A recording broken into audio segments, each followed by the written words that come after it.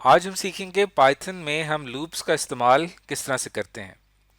तो computer programming करते हुए सबसे अहम कॉन्सेप्ट जो आता है वो लूप का कॉन्सेप्ट आता है, क्योंकि इस कॉन्सेप्ट को समझने के बाद आप बहुत से प्रॉब्लम्स को सॉल्व कर सकते हैं बहुत आसानी के साथ। अब लूप होता क्या है? लूप कहते हैं कि जब भी कोई स्टेटमेंट है और उसको आप रिपीट करवाना चाहते हैं, जितनी मर्तबा आप चाहें आप लूप का इस्तेमाल कर सकते हैं। मिसाल के तौर पे जैसे मेरे पास ये एक स्टेटमेंट लिखी हुई है पाइथन में, ये एक आउटपुट स्टेटमेंट है जिसमें मैं एक वर्ड हेलो प्रिंट करवा रहा हूं। तो अगर कोई आपसे ये कहे कि आपने इस स्टेटमेंट को 5 टाइम्स प्रिंट करना है, तो इसका एक आसान तरीका तो ये हो सकेगा कि मैं इसको यहां से सेलेक्ट करूंगा और इसको मैं यहां से कॉपी करके नेक्स्ट लाइन में आके इसको मैं पेस्ट कर दूंगा और इस तरह फिर मैं पेस्ट करता रहूंगा। तो ये मैंने इसको अब स्टेटमेंट को 5 टाइम्स हेलो का वर्ड मैंने रिपीट करना था, तो ये स्टेटमेंट्स मुझे 5 दफ़ा रिपीट करनी पड़ रही है और बार बार मुझे कॉपी पेस्ट करना पड़ रहा है। अब आप देखिए कि जैसे ही मैं इसको यहाँ पे रन करता हूँ तो अब ये 5 दफ़ा यहाँ पे हेलो प्रिंट हो गया। लेकिन अगर कोई आपसे कहे कि आपने इस स्टेटमेंट को 500 दफ़ा रिपीट करना है या 100 दफ़ा रिपीट करना है, तब आप क्या करेंगे? तब इतना ज़्यादा कॉपी पेस्ट करना हमारे लिए बहुत ज़्यादा मुश्किल होगा। तो इस सूरत हाल में लूप हमारी मदद करती है। अब आप देखिएगा कि मैं इसी चीज़ को लूप के ज़रिए कैसे कर पाऊंगा। तो इसके लिए हम पाइथन में एक बहुत सिंपल सी लूप इस्तेमाल होती है, फॉर लूप। तो उसको हम लिखेंगे। उसको लिखने का तरीका ये है कि आपने सिंपल फॉर लिखना है और फिर आपने यहाँ पे एक वेरिएबल ले लेना है किसी भी एक नाम से। फॉर एग्जांपल मैं आई एक वेरिएबल ले रहा हूँ, इसको लूप वेरिएबल कहते हैं। इसी की मदद से हमारी लूप चलती है। इसकी एग्जाम्पल हम आगे चल के बहुत डिटेल में पढ़ने वाले हैं। फिर हम लिखते हैं इन, ये इसका सिंटैक्स है, लिखने का तरीका है जो कि आपने याद करना है। और उसके बाद हम एक फंक्शन इस्तेमाल करते हैं रेंज का, जो इस बात का फैसला करता है कि हमारी लूप ने कितनी दफ़ा चलना है।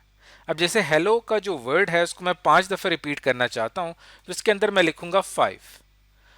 उसके बाद हम कॉलन लगाएंगे, फिर मैं एंटर की प्रेस करूंगा तो आपने देखा कि मेरा कर्सर अगली लाइन में थोड़ा स्पेस देके आगे की जानिब आपको दिखाई दे रहा है। इसे इंडेंटेशन कहते हैं, जिस बात को जाहिर कर रहा है कि ये एरिया फॉर लूप का कहलाएगा और यहाँ पे जो भी हम स्टेटमेंट लिखेंगे वो 5 टाइम्स रिपीट होंगी। जैसे कि अब मैं यहाँ पे स्टेटमेंट लिखता हूँ प्रिंट हेलो। अब ये वाली जो स्टेटमेंट है ये फॉर लूप का हिस्सा है, जिसको बकायदा कोड इंडेंटेशन से अलग किया गया है, स्पेस देके इसको अलग दिखाई आपको दे रहा है। अब आप देखिएगा जैसे ही मैं यहाँ पे क्लिक करूंगा रन पाइथन फाइल के ऊपर, तो ये हेलो का जो वर्ड था ये 5 दफ़ा प्रिंट हुआ, यानी ये स्टेटमेंट हमारी 5 टाइम्स रिपीट हुई है। तो हमें बार बार कॉपी पेस्ट नहीं करना पड़ रहा और ना ही हमें टाइप करना पड़ रहा। इसी तरह अगर आप ये चाहते हैं कि स्टेटमेंट 10 टाइम रिपीट हो तो मैं 5 की जगह इसको 10 कर देता हूँ। अब अगर मैं इसको करता हूँ रन पाइथन फाइल, अब आप देख सकते हैं कि हेलो का वर्ड 10 टाइम्स रिपीट हो रहा। तो आप जितनी मर्जी मर्तबा चाहें इस स्टेटमेंट को रिपीट करना वो आप करवा सकते हैं। तो अब तक हमने एक एग्जाम्पल ली है एक स्टेटमेंट की, तो अब ज़रूरी नहीं है कि आप एक ही स्टेटमेंट लिखेंगे और उसी को रिपीट करवाते रहेंगे। आप ब्लॉक ऑफ स्टेटमेंट्स लिखकर भी उनको अपनी मर्जी के मुताबिक रिपीट करवाना चाहें तो आप करवा सकते हैं। मिसाल के तौर पे अब तक तो मैंने यहाँ पे एक स्टेटमेंट लिखी है, अगर मैं इसके नीचे एक और स्टेटमेंट लिख देता हूँ, जैसे हम एक और यहाँ पे स्टेटमेंट प्रिंट करते हैं हाउ आर यू। अब ये जो दो स्टेटमेंट्स हैं ये मिलके एक ब्लॉक बना रही हैं। इसके नीचे मैं जितनी भी स्टेटमेंट्स लिखता जाऊंगा वो ब्लॉक ऑफ स्टेटमेंट्स होंगी, बिल्कुल इस तरह से। तो अब आप देखिए कि फॉर एग्जांपल इसके नीचे मैं एक और लिख देता हूं, एक और स्टेटमेंट हम लिख देते हैं वेलकम टू पाइथन प्रोग्रामिंग। अब ये हमारे पास टोटल 3 स्टेटमेंट्स हो गई हैं। वैसे अगर हम इन 3 स्टेटमेंट्स को रन करते हैं तो ये हमारे आउटपुट में शो होगा hello how are you and welcome to Python programming. लेकिन अगर मैं इसको लूप के अंदर लिख रहा हूं और जहां पे मैंने यहाँ पे 10 सेट किया हुआ है रेंज फंक्शन में, तो ये ब्लॉक पूरा ब्लॉक 10 दफ़ा रिपीट होगा। अब आप देखिए जैसे ही मैं यहाँ पे क्लिक करता हूँ रन पाइथन फाइल के ऊपर, तो आपने देखा कि hello how are you welcome to Python programming ये पूरा ब्लॉक 1 दफ़ा रिपीट हुआ। उसके बाद यही ब्लॉक फिर दोबारा रिपीट हो रहा है और फिर ये ब्लॉक 10 दफ़ा इसी तरह से रिपीट होता रहेगा। यानी यहाँ से हमें पता चलता है कि फॉर लूप के अंदर जितनी भी सेट ऑफ स्टेटमेंट्स हैं वो रिपीट होती हैं जितनी मर्तबा हम चाहते हैं। तो इस तरह से एक लूप काम करती है।